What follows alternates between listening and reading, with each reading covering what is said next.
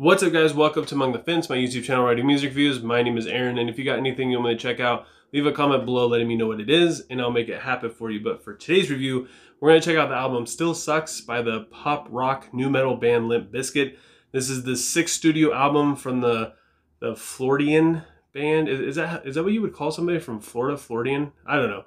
But they've been around since '94, and then they broke up in 2006.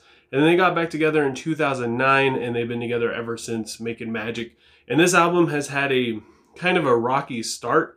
It was starting, and then it was kind of abandoned, and then it was kind of started again. And then Fred Durst randomly said, yeah, I got all this stuff for it. It's all done. I'm just waiting on Wes Borland to finish his stuff. And Wes and all the other musicians were like, we have no idea what you're talking about. We have like 300 instrumental songs written up, and we're just waiting on Fred Durst, actually. And then Fred Durst is like, hey, I actually released everything on a website already. I think it was on their website or something like that. They released it already, and fans can go listen to it. And nobody had any idea what he was talking about. So yeah, it's been a project, that's for sure. But we finally got it. It was released on Halloween of this year. The album opens up with the song Out of Style, which comes in with a very heavy and a very unique guitar riff. It's kind of awkward though, so I wasn't like, I don't know, I'm not in love with it, but it does sound very specific. It's definitely a Wes Borland riff, and Fred Durst, of course, sounds pretty much exactly the same. The song's a little weird though. The verses are really short, and the chorus basically takes up most of this song. The lyrics are what you would expect from Limp Bizkit, I guess you could say. And then the second song, Dirty Rotten Biscuit, starts out with this very thick, nasty riff in the intro, and the verses have no actual real content to them lyrically whatsoever, but the music in it sounds pretty good. Again, the heavy riff is kind of like the main focal point of this. The chorus is pretty empty as well, but it still manages to have a really good hook, and it's still very, very catchy.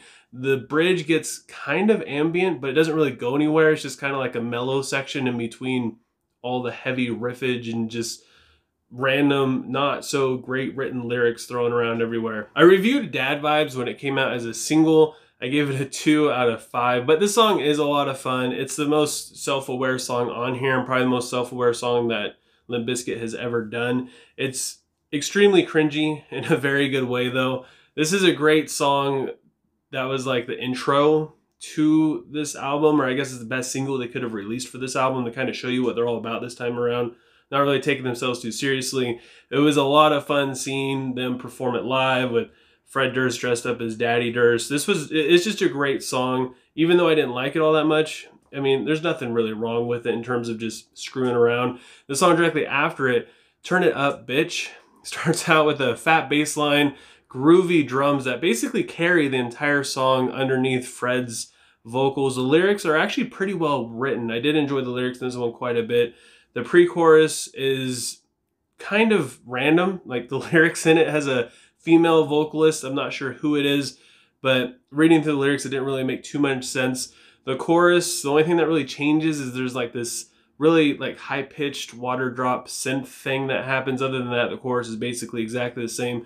The second verse is even better though. It's probably my favorite part of the song. However, Fred Durst calls himself the king of nu metal, which I have to disagree very much with that. Yeah, he's definitely up there. When you think of nu metal, you would think of Limp Bizkit, but not really in a good way. Me personally, I would have put Korn above Limp Bizkit anytime, any album, anywhere. And at this point, the album changes in a not very good way with the NSX cover from 1982 called Don't Change. It just feels so out of place in this album, especially like where it's at in the album. This seems like something that would come a lot later. Like we were having a blast with the first 4 songs. They're a lot of fun. They're catchy. They're not taking themselves too seriously. And then all of a sudden this song comes in and it gets really serious and really sad. And the mood continues with the next song, You Bring Out the Worst in Me, which has like a very screechy kind of guitar passage over some smooth bass and drums. The chorus is super heavy and aggressive though. It's probably the heaviest part on the whole album, which I actually did love. Fred's vocals sound so good in this with the distortion. The post-chorus has like a nice kind of like breakdown thing happening a little bit, and the instrumental bridge sounds really good. I actually enjoyed the song quite a bit more. It's just, like I said, it kind of just dips down. It becomes a little bit more sad. It's not as fun. It's not as playful, but it kind of comes back a little bit later. Love the Hate comes in with kind of a weird guitar effect.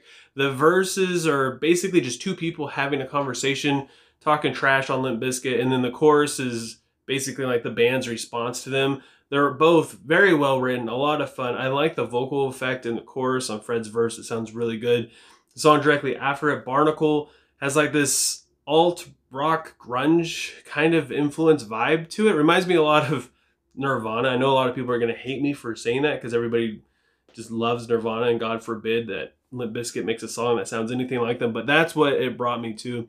And this one's about people who are like leeches, or I guess you could say barnacles.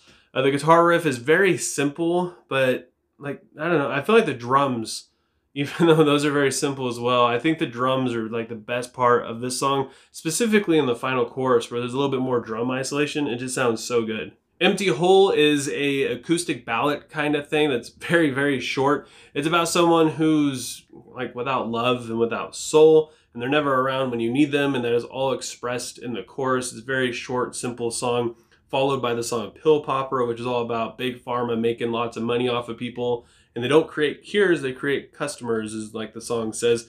Has a very bouncy guitar riff and drums in the verse.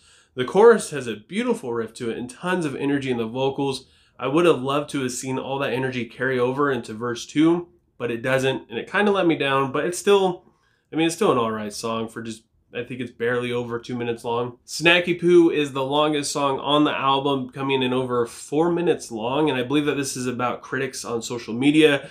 The lyrics have references to their third album, such as like Chocolate Covered Starfish and Hot Dog Water, but there's also a more explicit meaning behind the metaphor that Fred prays that we don't get. The music is very turntable and drum forward, specifically in the chorus and the post-chorus, and after 2 minutes of a song, then we then get 2 minutes of a skit. So it's actually more like a 2 minute long song followed by a 2 minute long skit where Wes Borland is being interviewed by a very enthusiastic interviewer, and Wes just answers with yeahs and yeses and okays, I believe. And I think that the point they were trying to make with this skit is that there's really like no point in interviews with bands like this, especially like the questions that they ask. They're just silly questions, and it's kind of like a waste of their time, and they don't really serve any purpose, and they don't really show any depth to the band and their music and or anything like that. And it's also kind of all fake at the end of the day. A lot of the questions that they were asking is just, I don't know, very pointless, and Wes just seemed like he didn't really want to be there. It's kind of like watching System of a Down interviews, I guess. The album closes with the song Goodbye. If you listen to the riff in this song, the guitar part, and you go and you listen to Nelly's song Ride With Me, the rapper Nelly, not Nelly Furtado, you listen to Nelly's song Ride With Me and you pay attention to the guitar in the background of that song, it's very close to being literally the same exact guitar part. Just the only difference is the Goodbye riff is played a little bit slower and a little bit more full, where the Nelly song, it's got a little bit more of a funk to it, but it's still very enjoyable. It's very summer-timey, a lot of fun. The lyrics are decent with some good wordplay. For instance, he calls somebody their Lion King. Instead of Lion King, it's Lion King. Get it? It's a very delicate closing song where he literally says goodbye, and I feel like this song definitely has a lot of closure to it. It feels like the end of a journey, and even though this album's very short, it definitely feels complete with this song. This album's got some solid bangers on it. Like I said, the first 4 songs on this album are really good. They're very unique, Limp Bizkit-y, but they don't really sound old and outdated. It sounds like good progression in the band. They're self-aware of how silly they are and how silly they've been in the past, with some serious moments thrown in there. But then everything changes with the song Don't Change, where they do the cover and they become a little bit more serious, but then it kind of goes back to being a little bit more fun towards the end. It's kind of confusing because Wes Borland said that he had 300 like instrumental stuff written up, and they just need to lay down lyrics for all these songs that they've written over the past like decade. But they decided to go with these very, very short songs. I mean, there's 4 or 5 songs on here that are under 2 minutes long. One of them, being Snacky Poo, is only it's a 4-minute long song, but realistically it's only 2 minutes long, followed by a very uneventful, boring, very skippable 2-minute long skit at the end of it. And it's just, I don't know, it makes you wonder what they were thinking with doing this. I kind of feel like it was still a little rushed to hurry up and just get the album out. Maybe they were having some production issues or recording stuff with the whole pandemic thing going on, and they just kind of threw some stuff together, hurry up and get it out there. But I will say that this album feels like a good start for Limp Bizkit to get back into it again and start releasing albums more frequently, because I mean, this album doesn't completely suck. If you take it for what it is a lot of fun. I was going into it thinking, you know what, this is gonna suck. I'm gonna give it like a 2 out of 5 or unlistenable or something. But if you listen to it, like I said, for what it is, it's a lot of fun. You can't take it too seriously. I mean, even the album name says "Still Sucks," so you can't really expect a whole lot from it. So with all that said, I gotta give "Still Sucks" by Limp Bizkit a 5.8 out of 10.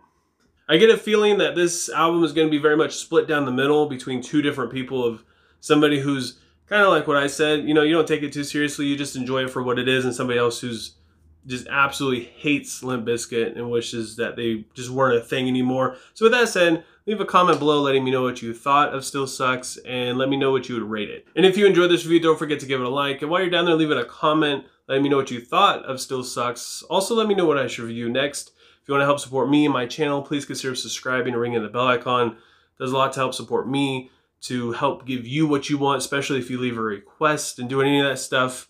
It just means a lot to me. I appreciate it more than you guys could ever imagine. And I hope you all have a good rest of your day or night whenever you happen to be watching this. And I will talk to you guys next time. I was just an ignorant kid relying on my parents said to save me. Years gone by, setting out, running, ignoring everything. Set to convict me. 17 at the top of my life.